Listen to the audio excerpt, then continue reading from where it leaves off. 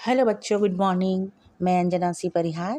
बच्चों, आज हम कक्षा 12वीं के अर्थशास्त्र विषय के अंतर्गत वस्तु विनिमय प्रणाली के अभिप्राय और वस्तु विनिमय प्रणाली की आवश्यक शर्तों के बारे में अध्ययन करेंगे।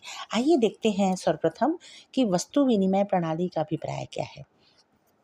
वस्तु विनिमय प्रणाली को अदला बदली प्रणाली भी कहते हैं। वस्तुओं की वस्तुओं और सेवाओं के साथ प्रत्यक्ष अदला बदली की प्रणाली को वस्तु विनिमय अथवा अदल बदल कहते हैं।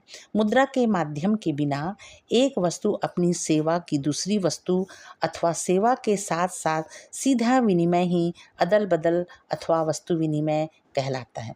दूसरे शब्दों में, दो पक्षों मध्य वस्तुओं और सेवाओं के प्रत्यक्ष अदला बदली को वस्तु विनिमय कहा जाता है।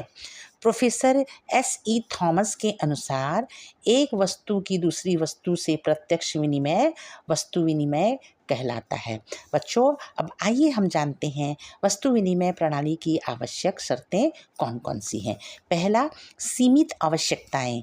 वस्तु विनिमय प्रणाली उसी दशा में क्रियाशील हो पाती है जब मनुष्य की आवश्यकताएं कम होने पर मनुष्य आसानी से अपनी आवश्यकता की वस्तु खोज सकता है।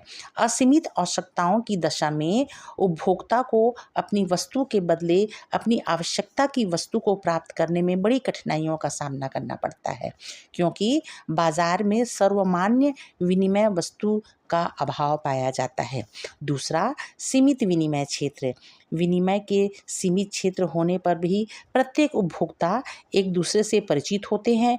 उन्हें इस बात का ज्ञान होता है कि किस व्यक्ति के पास कौन सी वस्तुएं हैं तथा उसे किस वस्तु की आवश्यकता है। परिचित व्यक्ति होने के कारण दोनों व्यक्ति एक दूसरे की आवश्यकता का ज्ञान रखते हैं, इसलिए वस्तु विनिमय प्रणाली सरल हो जाती है। तीसरी, आर्थिक दृष्टि से समाज का पिछड़ापन। वस्तु विनिमय प्रणाली उस समाज में संभव होती है जो आर्थिक दृष्टि से पिछड़ा होता है। समाज में मुद्रा का प्रचलन ना हुआ हो तथा समाज में विनिमय माध्यम का कोई सर्वमान्य वस्तु प्रचलित नहीं हो, तभी वस्तु विनिमय प्रणाली क्रियाशील होती है। अंत में है अशिक्षा एवं अज्ञानता।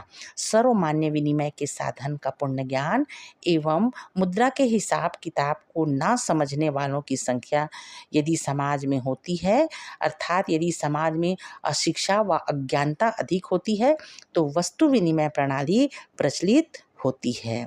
उम्मीद करती हूँ बच्चों, आपने बहुत ही सरल शब्दों में वस्तु विनिमय प्रणाली का अभिप्राय और उसके आवश्यक शर्तों को सुना और समझा होगा। धन्यवाद बच्चों।